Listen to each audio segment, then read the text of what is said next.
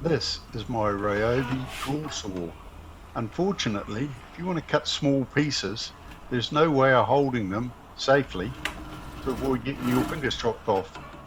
As you can see, how dangerous it is.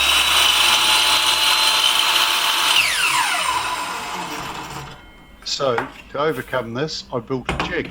Here it is, easily clamps on, and you can put your piece of small wood that you want to cut in there. There's a nice little clamping device there, and you can slide up that block.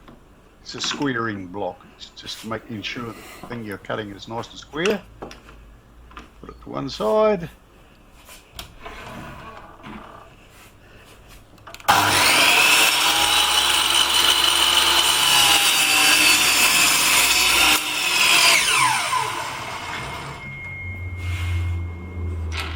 And there we are, all cut, safe and sound, and things intact.